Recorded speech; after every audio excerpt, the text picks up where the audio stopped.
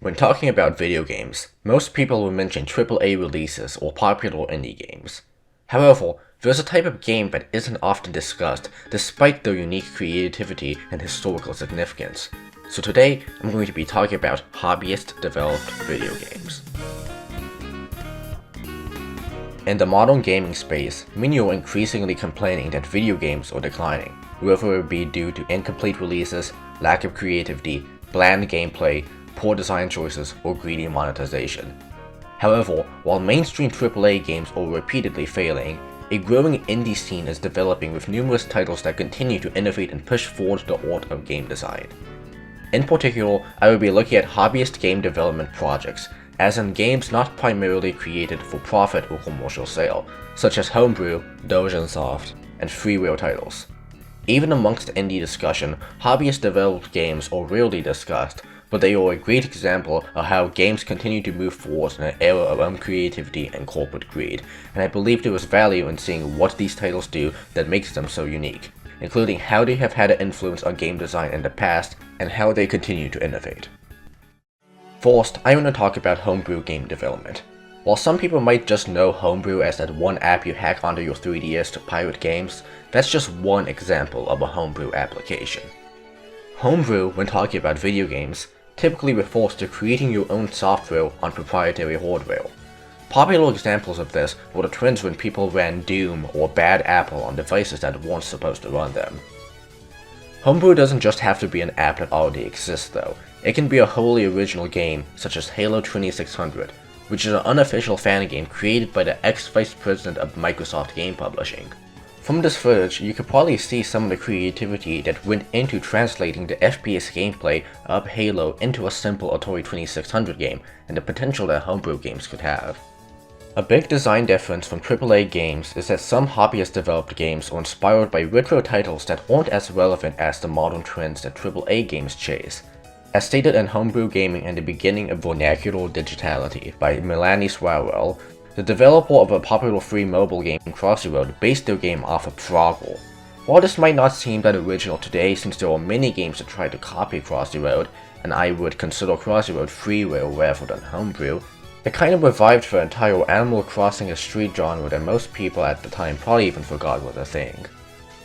Homebrew developers are also often the only people creating software for otherwise dead hardware. Homebrew Gaming and the Beginning of Vernacular Digitality also has a great interview with Nicholas Morentis, who is a homebrew developer of over 30 years of experience. In 2016, he released a new game for the Tandy Color Computer 3 called Popstar Pilot and was able to sell over 120 copies through mail-in orders. While the audience of older hardware might be declining, there's something special about how people still continue to push its technology to its limit. Looking at his site, nickmorentis.com, the game Gatecrasher caught my eye. It's a fully 3D FPS game that somehow runs on an 8-bit computer and is an extremely impressive feat of technology.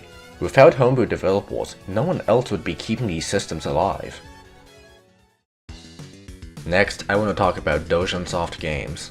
Doujinsoft games are games developed by Japanese hobbyists.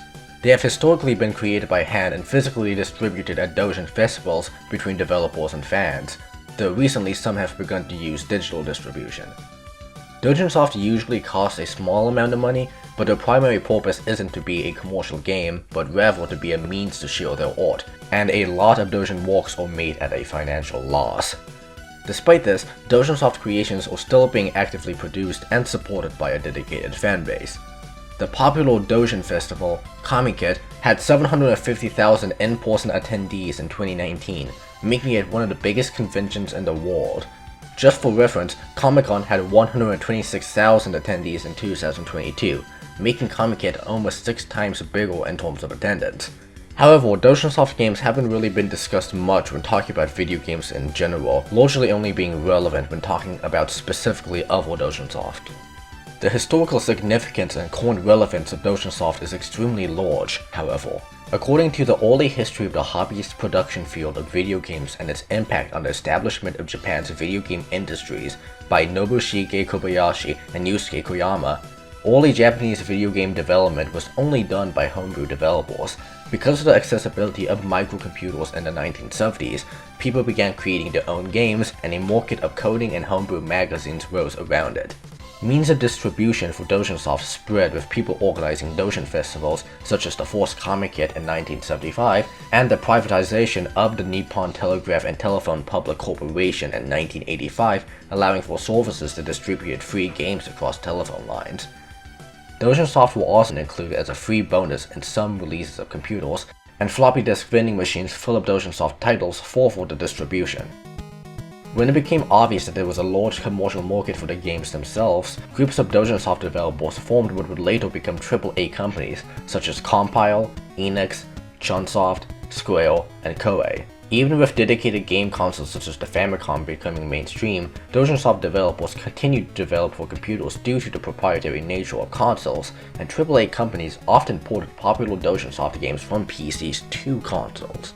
I believe the historical significance of Doujinsoft development is undeniably crucial to the gaming industry, and it's possible we wouldn't have a major portion of what we have now in gaming without it.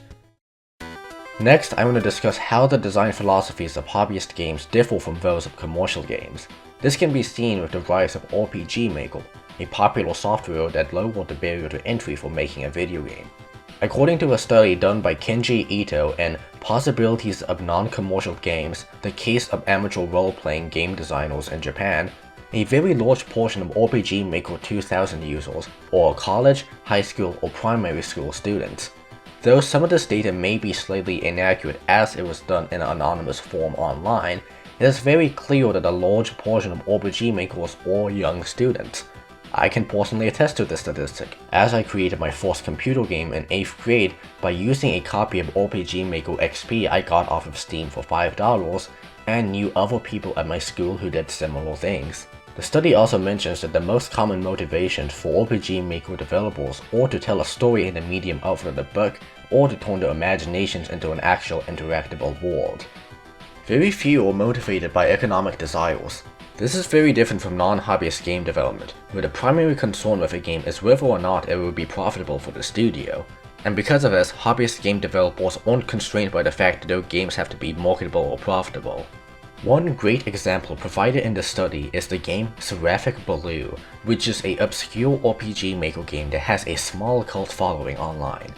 The game features depictions of nihilism, abuse, depression, and suicide. These darker topics would likely not appeal to most, and major studios wouldn't want to risk making such a controversial and unmarketable game. However, since the game's creation was never motivated by marketability or appealing to a large demographic, it was able to create a unique game that deeply resonated with a small audience. It's only because of the nature of hobbyist development that such a game could exist. There's also the statistic from earlier that most RPG Maker users are very young. Compared to having to be an older adult to get a story director role in a AAA game, hobbyist development allows for a younger demographic not represented in major games to tell stories more relevant to their generation. RPG Maker games were also not the only hobbyist games to become more prevalent in the 2000s. Another major development platform that was used by hobbyist developers was Flash. Anyone growing up in the 2000s playing video games has most likely played some sort of freewheel game made in either RPG Maker or Flash. This can be tied to the increasing accessibility of hobbyist game development tools and distribution of hobbyist titles in the 2000s. Computers in the 2000s were much more powerful than the 8-bit microcomputers of the 70s, and RPG Maker and Flash, RPG Maker especially, can be much more appealing to a new developer to use than making their game entirely from assembly code. Now in the 2020s, we have game development platforms such as Unity and Unreal Engine, the same exact powerful game engines used by AAA studios, accessible to the public for free with countless learning resources. I believe hobbyist developed titles will only become more relevant to the gaming scene. If you asked a random gamer to name 10 hobbyist developed games from the 70s and 80s, they would probably struggle unless they directly played PC games in that era or are extremely into retro gaming history.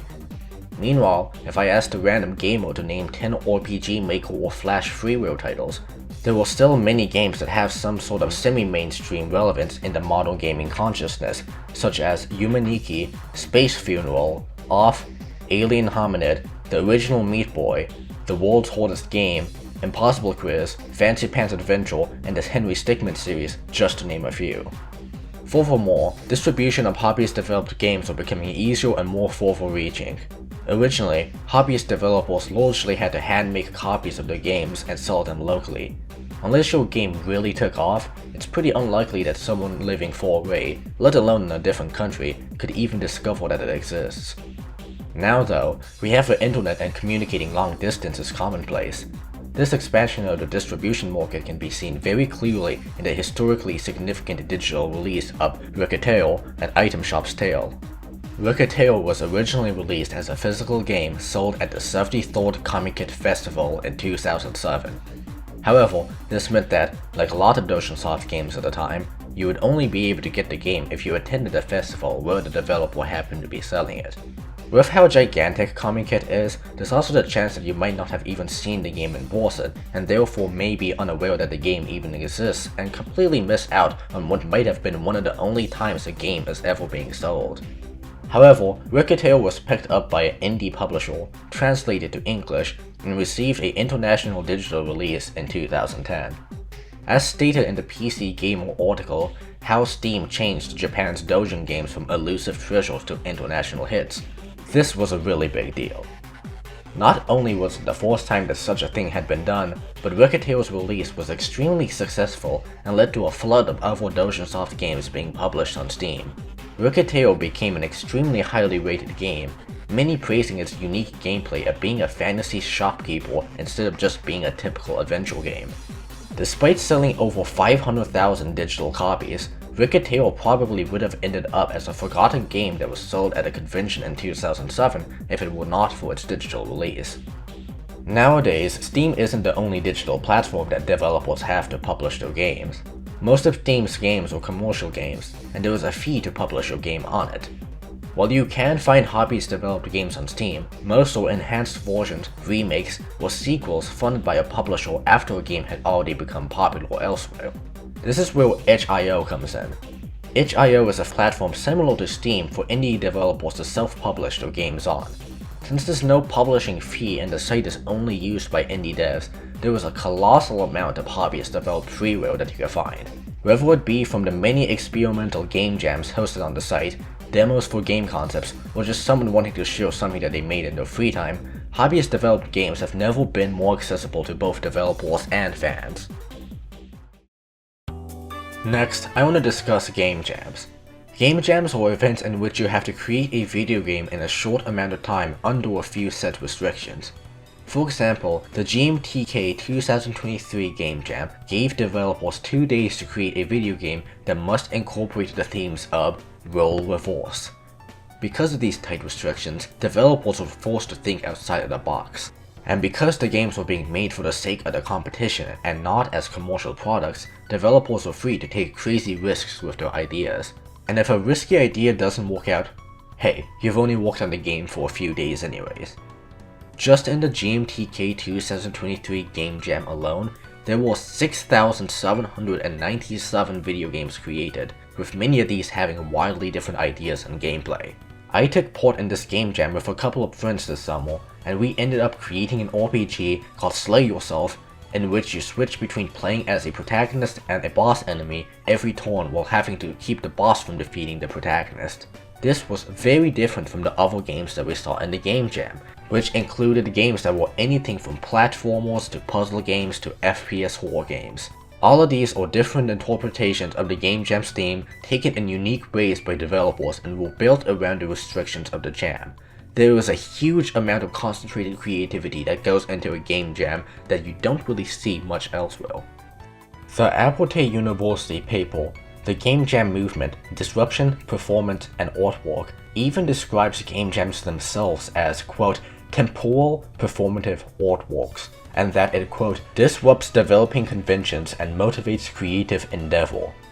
The paper also references an extremely creative game jam called the Analog to Digital Jam, in which developers had 5 hours to transform an everyday object into a custom video game controller and make a simple video game you can control using it. Now, I want to discuss a couple of hobbyist-developed games that have had a big impact in gaming as a whole. The first of which is Aklabeth World of Doom. Made by solo dev Richard Garriott in 1979, he made the game in his free time based on his experiences playing D&D. Aklabeth, as well as its more well-known successor, Ultima, defined the basis of what would eventually become the RPG video game genre and were often considered the first video game RPGs that other games followed. Another important Hobbyist-Developed game is the freeware title Cave Story. Released as a free download in 2005, it was influential for two reasons. The game, despite being a full-length platformer with professional-looking graphics, gameplay, and music, was entirely created from scratch by a singular person, Daisuke Amaya. While there were many solo devs in the 70s and 80s, this was the first game of this scale in the modern era to be made entirely by a singular person and revolutionized the possibilities of the indie scene that was largely non-existent at the time. Keep in mind this game was also released completely for free. The game is also sometimes cited as reviving the 2D platformer genre, as most developers were focusing on making 3D games rather than 2D games at the time. The final Hobbyist-Developed games I want to discuss is the Touhou Project series, which is probably also the most well-known of the games I'm talking about today. Solo developed by a man known as Zune, Touhou Project is a series of bullet hell shoot-em-ups that deviated from what was the norm in many different ways. First, the series uses a unique setting that is a blend of Western and Eastern fantasy, which is very different from the mostly sci-fi settings that were seen in other shoot-em-ups at the time. The series also designed its gameplay around its soundtrack, with the songs for each stage being composed before the creation of the level. The enemy and bullet patterns are designed in a way so that they are not only fun, but are as much of a visual art to watch as they are to play. This design philosophy affects the gameplay as well, promoting pattern and attack memorization instead of just quick reflexes. Thirdly, the games have a heavy emphasis on characters, which is rarely seen in other shoot-em-ups, where more often than not you are an unnamed pilot fighting evil robots or aliens without any personality. And finally, and perhaps the biggest innovation from the game, is in its copyright policies. Zune is the sole developer of the 19 mainline Touhou games. However, there are thousands of different Touhou projects ranging from animations, comics, novels, and games. Under an extremely lenient policy, Zune allows anyone to create and publish their own works using the Touhou series. The amount of Touhou-related content that exists is incomparable to any other video game series, with over 1,000 doujin circles dedicated to specifically creating Touhou-related material. AAA studios usually care very strictly about their intellectual property rights. See Nintendo taking down the freeware AM2 and Pokemon Uranium games as an example. But the nature of Touhou being a hobbyist series has allowed it to create a revolutionarily unique identity that no other media property has ever achieved. Even fan content related to commercial series typically associated with their lax IP, such as Sonic, can't really compare to the sheer scale of Touhou. It's gotten to the point where even if you don't know what Touhou is, you've probably encountered some derivative of it online, whether it be the countless music albums of basically every genre based off of it, the Ronald McDonald meme, comics, animations of vastly varying styles, countless games, or the plushies that people like to shoot with guns on YouTube. Because of the lax guidelines, there were even paid games of professional quality made by fans of the series that you could walk into a store and physically buy. Imagine if you could do that with AM2 All. There was a lot of people who have played Touhou Luna Nights, which is considered one of the best modern games in the Metroidvania genre, without even realizing that it was a fan game based off of the Touhou Project series. It is because of its unique nature as a hobbyist-developed series that Touhou was able to create a massively wide-reaching franchise that cemented itself and influenced internet and gaming culture in a way that no AAA studio would ever risk with their IP.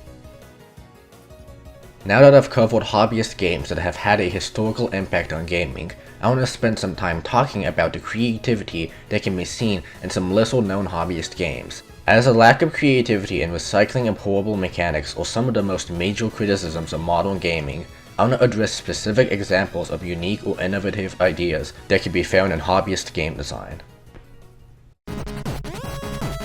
Mabibeli's Quest is a freeware platformer that loosely takes NES and Mega Man gameplay and turns it into a strange platformer. In particular, I want to discuss Rave, which is one of the most creative platformer stages I have ever encountered. Most enemies in the stage fire projectiles that look like Dance Dance Revolution dance cues.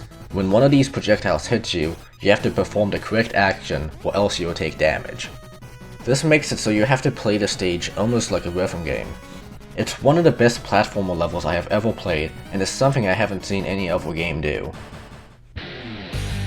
Akatsuki Blitzkampf is an alternate reality World War II themed Doujinsoft fighting game.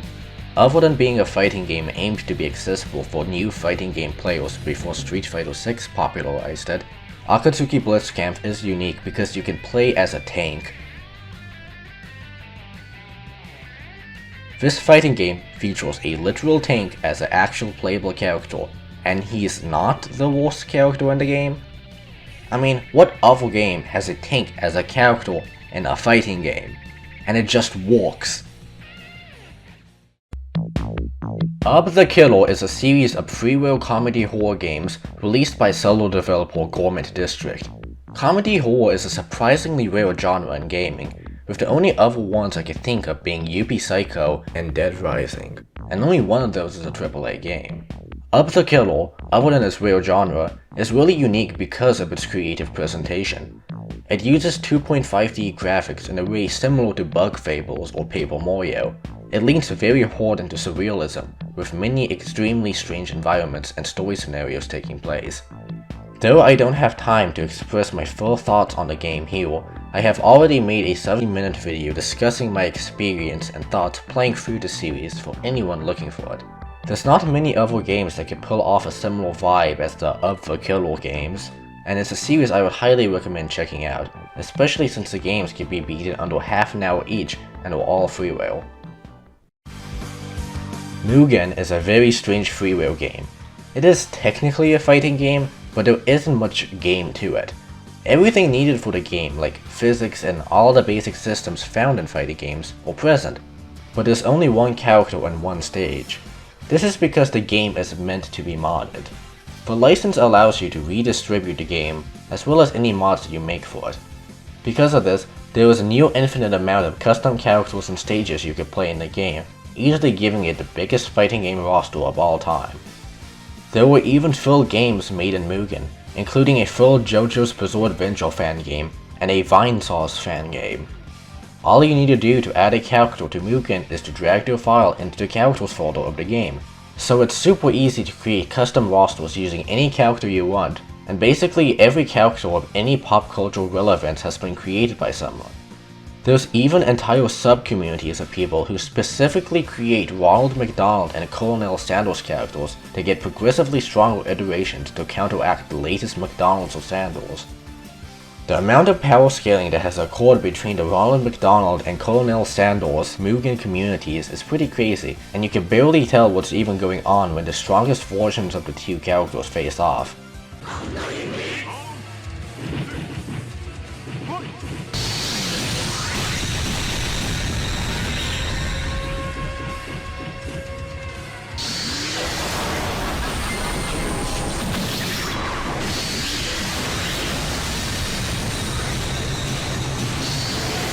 Games such as Rivals of Aether have attempted to replicate what Mugen achieved, but Rivals requires a paid game to be purchased, while Mugen allows you to email your friend a copy of the game with whatever characters you choose without it being considered illegal piracy.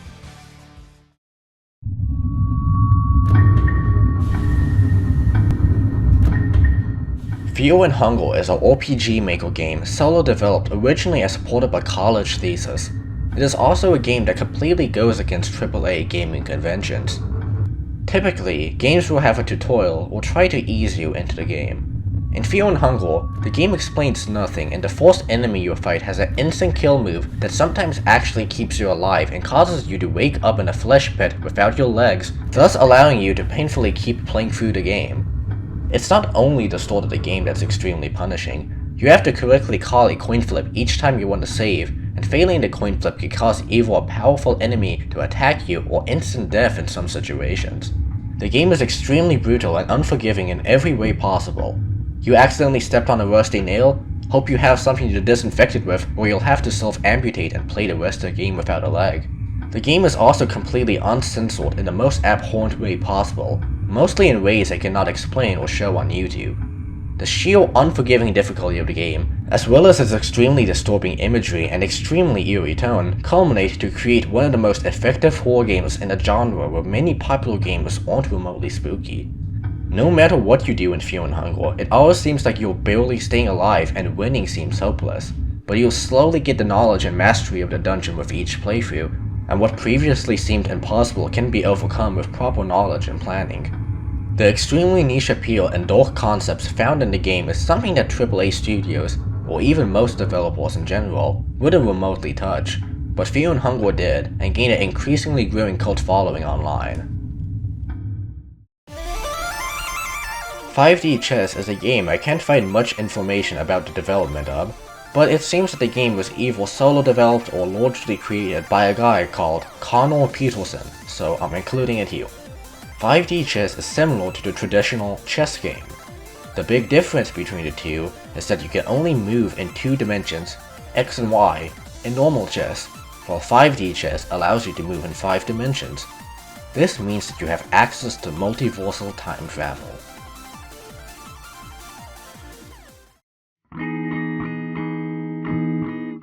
Hylix is a solo-developed RPG maker game, and is also one of the most graphically unique games I have ever played.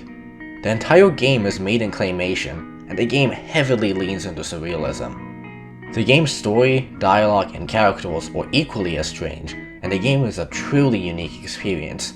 There's also a sequel that was made in Unity that cranks the surrealism up even further with the more powerful tools and freedom not possible in the more simple RPG maker.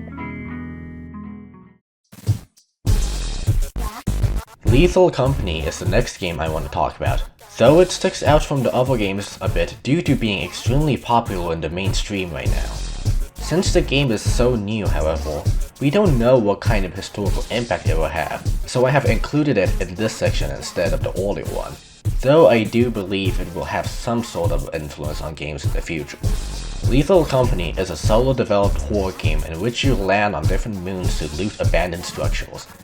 What makes the game unique is its multiplayer aspects. You can team up with friends to play together and talk through the in-game voice chat, which makes the game a bit eerie when you hear someone far away screaming or suddenly go silent. Everheard is a game developed by 2 people, and is debatably either an RPG, action, or rhythm game. Battles in the game are presented in a way vaguely similar to Mega Man Star Force, but everything is real time. The player has to avoid attacks from the enemy that are timed with a unique song for said battle. Certain battles in the game will also introduce new mechanics, such as a sword that can deflect red projectiles, or a hand that can grab certain objects. It's a unique battle system for a unique game, as the game's narrative and visual presentation are also very original. There's a lot of psychedelic imagery in the game, and the story covers topics of philosophy and death. It's an extremely memorable game with a striking atmosphere, which only helps elevate its innovative combat system. Dwarf Fortress is a freeware game that is also one of the most complex simulation games ever created. The game simulates an entire fantasy world, whether it be the surface or something happening deep underneath. The game's art is also entirely made out of ASCII, though a new version with graphics can be purchased on Steam. The sheer scale and complexity of Dwarf Fortress is honestly insane. There's so much detail put into every minute aspect of the game. For example, if you have people in a tavern, people will sometimes spill drinks. A cat can step on that puddle and have their paws contain said drink. If that cat decides to clean themselves by licking that paw, the cat can get drunk depending on the cat's tolerance. The game is debatably not a game, but rather an entire world where kingdoms will rise and fall, everyday people will have their own individual life stories and legacies, and everything is meticulously kept track of. There is so much detail and scale to the point that Dwarf Fortress is often called the most complex video game ever created. These are just a couple of the countless creative hobbyist games that exist, and hopefully it is clear that Hobbyist-Developed titles have immense creative potential. In conclusion, The importance of hobbyist game development in gaming is undeniable. Many historic games were made by hobbyist game designers, and the relevance of hobbyist developers and their creativity only continues to grow with more accessible and powerful technology. Despite this, the topic is sorely under-discussed when talking about video games, and I hope that this video is able to spread awareness of the importance of hobbyist game developers and their games.